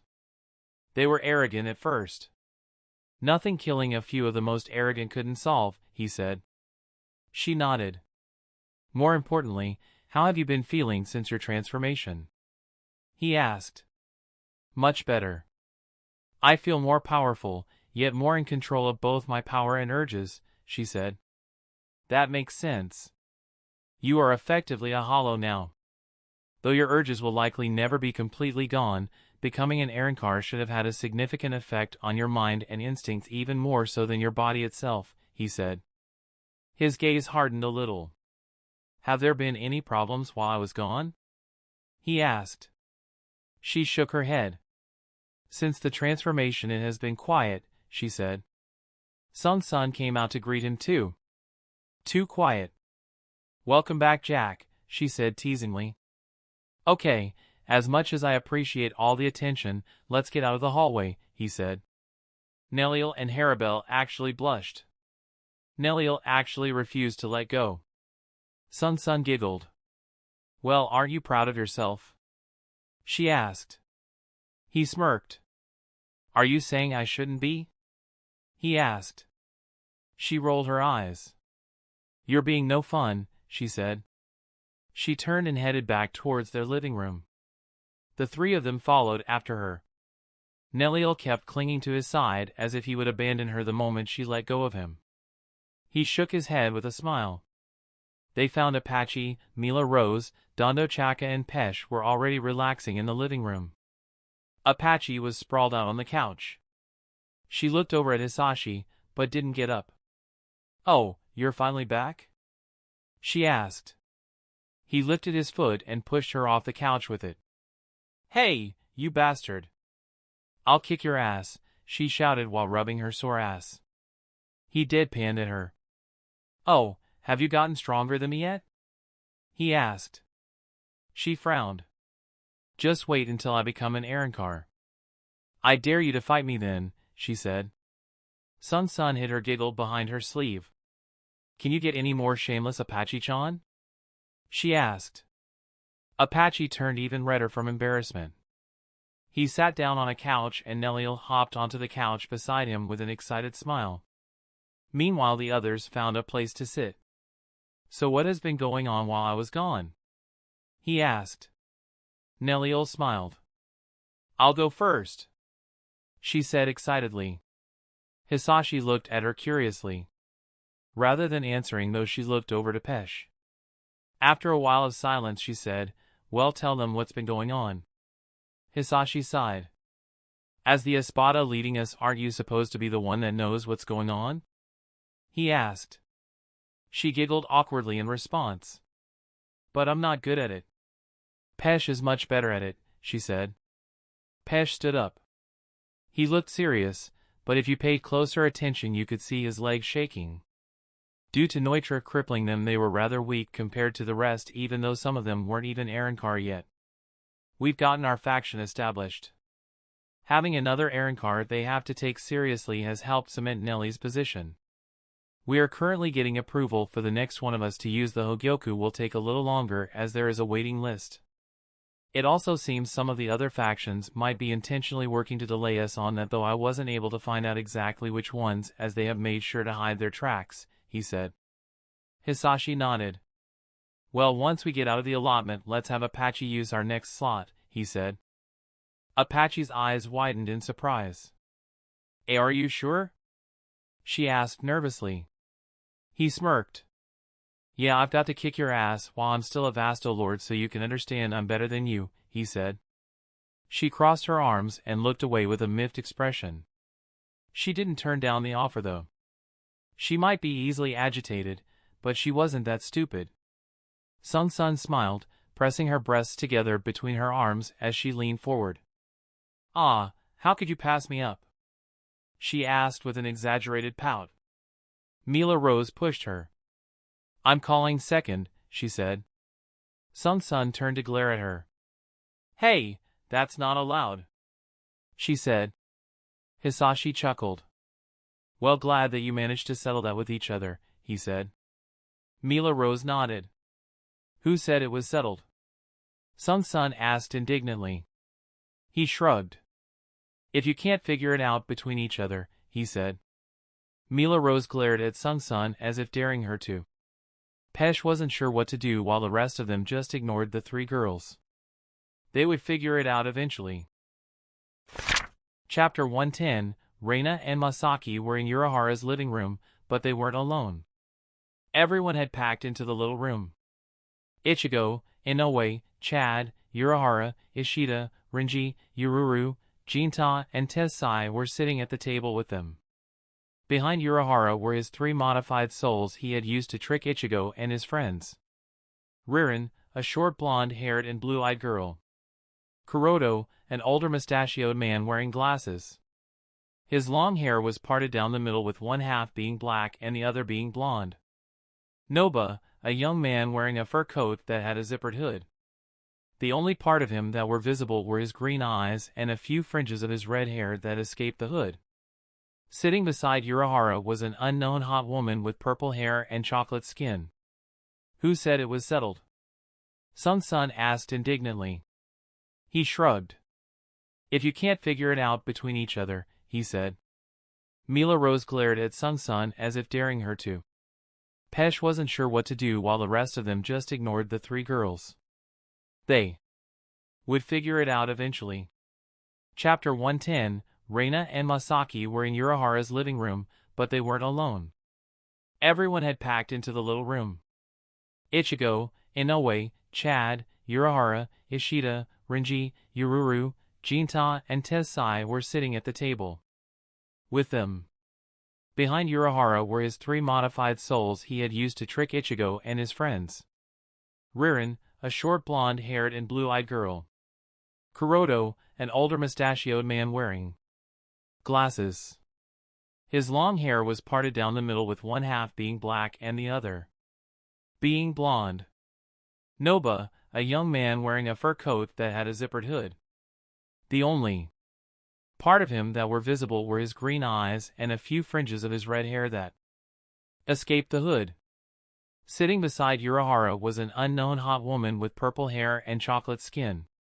Chapter 111, Raina noticed Ichigo in his Shinigami form carrying a little plush bird in a blue dress running away from the house. She looked over at Masaki. "Your son seems to be going somewhere. What are you planning to do?" she asked. Masaki sighed and shook her head.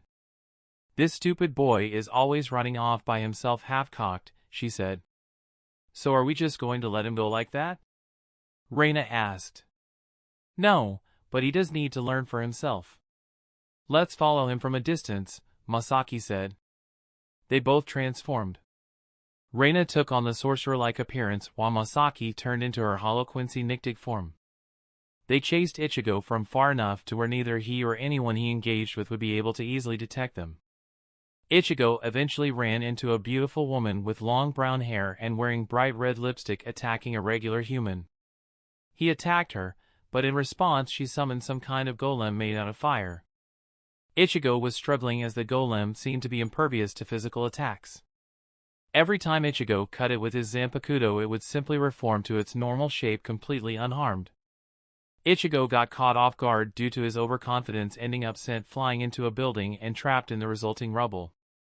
The film was about to send a finishing move with 2 giant spheres of fire his way while he was unable to escape. Raina looked at Masaki worriedly. "Should we interfere?" she asked. Masaki shook her head and smiled. She pointed up. "No need," she said. A bolt of lightning came crashing down onto the golem's attack, dispersing it. When the lightning and fire cleared, a figure became visible at the point of collision, surrounded by the remnant flames. It was a short black-haired woman with an unimpressive figure. It was Ichigo's friend and the person who turned him into a Shinigami. Kuchiki Rukia. "What are you doing, fool?" she scolded him. She looked back at him. "Have you gotten rusty, Ichigo?" she asked. Ichigo dug himself out of the debris he was trapped under. "Rukia!" he yelled. "More, Gerda! Destroy them!" the brunette yelled. The golem was about to attack them when a bunch of snakes wrapped around it to restrict it and cause it to disperse entirely. Afterwards, the snakes turned into metal pipes that fell to the ground with a clatter. A middle-aged man appeared and kidnapped the brunette women right from under their noses. Moments after they disappeared, Inoue and Chad showed up. It turned out the mysterious man was a Bount they had been tracking after he attacked a human. They became elated when they noticed Rukia. This was the first time they saw her since leaving Soul Society. "Okay. It seems the danger is gone. Let's head back home," Masaki said. Raina looked disappointed. "What?" "But it was just getting better," she said. Masaki shook her head. "Let's leave these kids to their own devices," she said. The two of them quickly headed back before Ichigo could make it home to avoid suspicion. Karakura Town, Urahara Store, August 23rd. Raina and Masaki came to the Urahara store again after they received a call. Apparently Ichigo and his friends had another run-in with the male Bound, and during the fight Ishida had been kidnapped by the brunette Bound woman who showed up unexpectedly. By the time they arrived, Ichigo and his friends had already returned. They were all sitting around the table silently while feeling sorry for themselves. Ichigo was impatient to search all of Karakura Town to find Ishida, but Urahara stopped him. "Where are you planning to go? You have a destination in mind?" "Urahara. If we split up, we can find him," Ichigo said. "Don't do it. We don't know their objective." Maybe, like he did the other day, he might come after whoever is alone. The doll that a Bount manipulates seems to have mysterious powers that exceed those of our Zanpakuto. If you go after them without a good plan, you'll be falling right into enemy hands, Urahara said. He managed to calm them down and get them to sit back down. I've been debating whether or not to tell you this. The reason we thought of researching Bounts is because there was a special substance contained in the residue. In small quantities, that substance poses no problems, but in increasing quantities, there is a good chance it could affect space, Urahara said. Won't you explain it in more detail? Rukia asked. In other words, it becomes possible to connect this world with Hueco Mundo, the narrow world in which the Hollows dwell, Urahara said.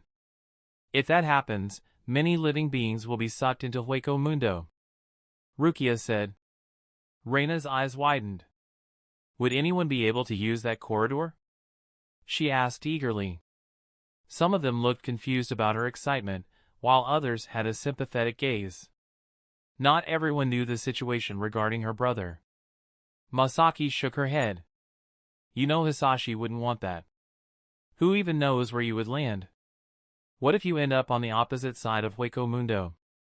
What if you come across a powerful hollow? She asked. Urahara nodded seriously. There is a hollow in Hueco Mundo far more powerful than any you've encountered on Earth, he said. Raina bit her lip out of frustration. But, she said quietly, you have to have faith in him. He will be back before you know it, Masaki said, trying to reassure her. Raina sighed, but dropped the thought of making use of the Bount to travel to Hueco Mundo. Also, Soul Society has been using the time it takes for a hollow to appear in this world to base how they station the Soul Reapers. If the hollows are able to easily get from there to here, Urahara said, they could call out every single Soul Reaper and we still wouldn't be able to handle them. Renji completed. Yes. For the hollows, it would probably be a soul-eating free-for-all. Of course, this is just a possibility, you understand, Urahara said. How much of a possibility? Chad asked. Urahara held up 5 fingers. I'd say, about this much, he said. 5%? Ichigo asked. Don't joke! Urahara said. Rukia pushed him aside. You mean, 50%? She asked. Urahara nodded, shocking everyone present. Tessai opened the door to the tea room. We've received word from Ishida, he said. That's the end of this tale for now. Thank you for watching and I'll see you in part 6. Whenever chapters are available. Peace.